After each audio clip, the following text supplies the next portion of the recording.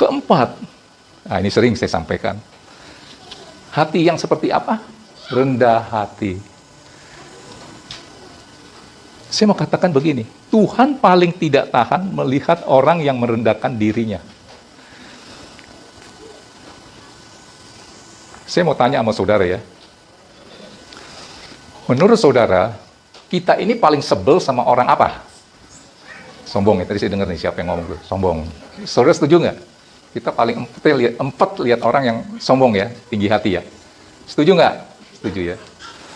Nah, ada yang orang lebih sebel, benci di atas yang tadi saya katakan, orang sombong. Kira-kira apa menurut saudara?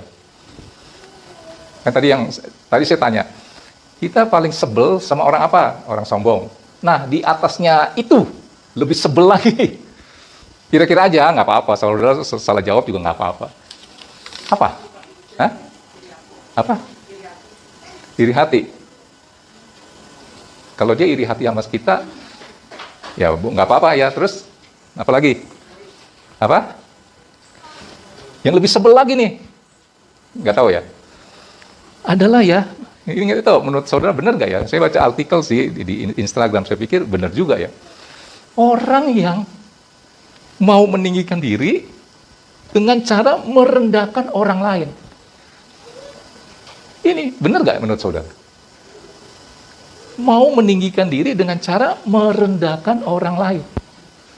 Kalau saudara mau meninggikan diri, ya, si A ini 3, saudara harus mencoba dong, berusaha supaya prestasi saudara jadi di atasnya 3, jadi 4, jadi 5. Benar nggak? Bukannya merendahkan orang itu. Tangkap ini ya. Nah, hati yang seperti apa?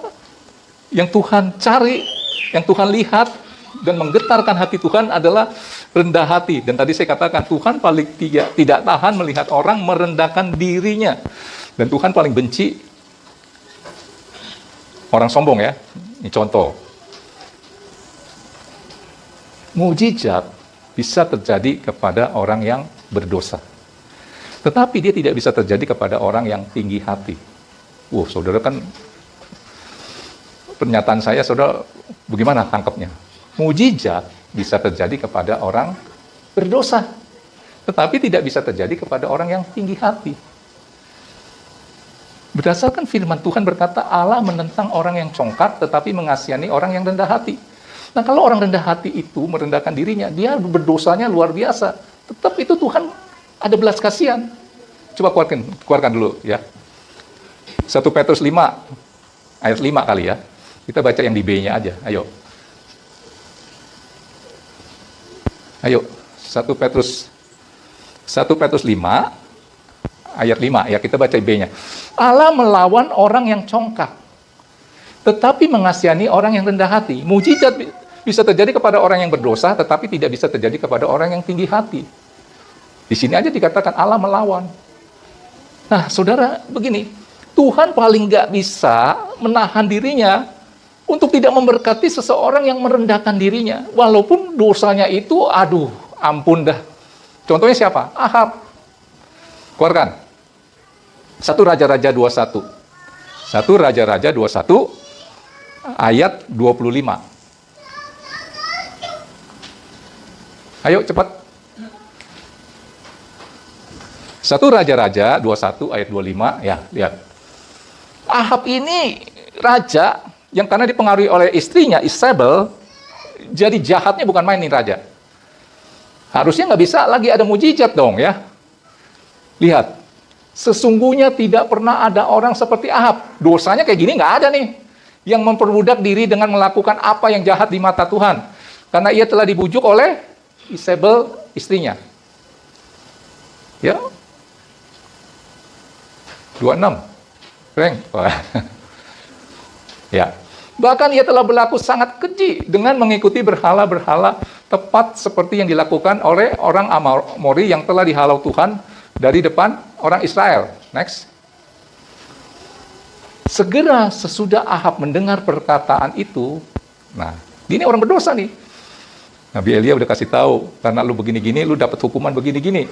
Begitu mendengar nubuatan daripada Elia, Nabi Elia, lihat, Segera sesudah Ahab mendengar perkataan itu, ia mengoyakkan pakaiannya, mengenakan kain kabung pada tubuh, dan berpuasa. Ini melunakkan hati Tuhan dengan merendahkan diri. Bahkan dia tidur dengan memakai kain kabung, dan berjalan dengan langkah lamban.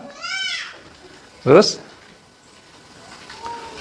lalu datanglah firman Tuhan kepada Elia, orang Tisbe itu. Elia kan disuruh sampein nih, hukumannya begini-gini. Sudahkah kau lihat bahwa Ahab merendahkan diri di hadapanku?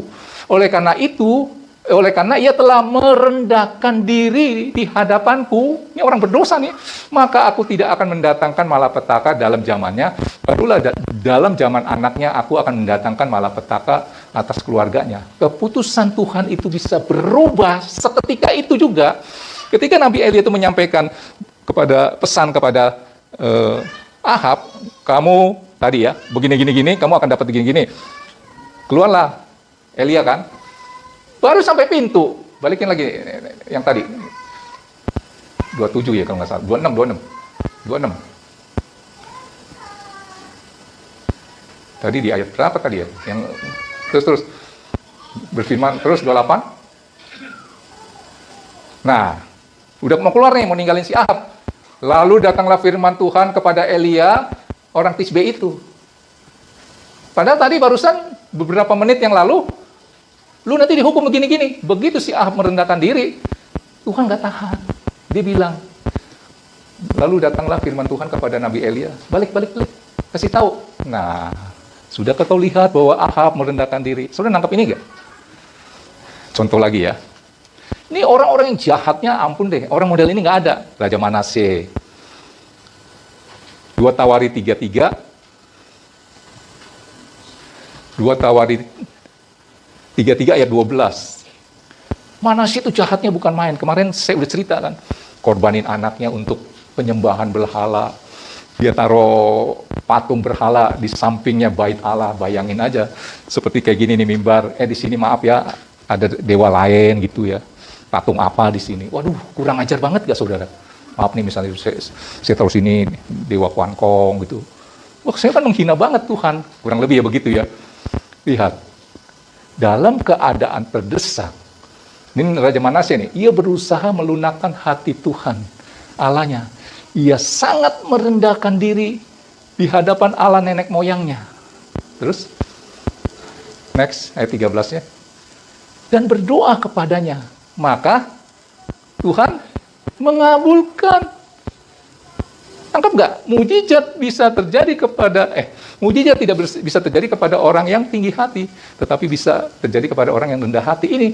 Dan berdoa kepadanya, maka Tuhan mengabulkan doanya. Doa siapa? Seorang yang jahatnya, raja yang jahatnya model kayak gini, nggak pernah ada lagi. Mengabulkan doanya dan mendengar permohonannya, ia membawanya kembali ke Yerusalem dan memulihkan kedudukannya sebagai raja, dan Manasye mengakui bahwa Tuhan itu Allah. Tuhan melihat satu hati. Yang membuat Tuhan bergetar adalah ketika orang itu ada kerendahan hati. Saudara nangkep sesuatu?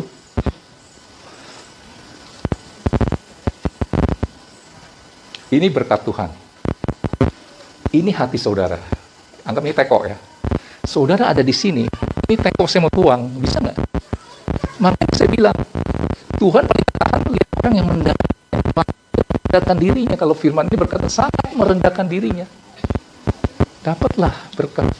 Tangkap ini. Tapi kalau saudara maunya di atas, ini berarti tahu saudara, firman Tuhan ini teko. Tetap aja. Ayo rendahkan dirimu. Udah ngalah aja deh. Menang jadi abu, kalah jadi debu. Nggak bisa. Keterlaluan tuh. Mungkin tinggi ini saudara. Rendahin diri aja udah. Dapatlah berkat. Tangkap ini. Kenapa Tuhan mau kita rendah hati? Karena Tuhan tuh sayang sama saudara. Dalam kerendahan hati banyak berkat. Haleluya, haleluya.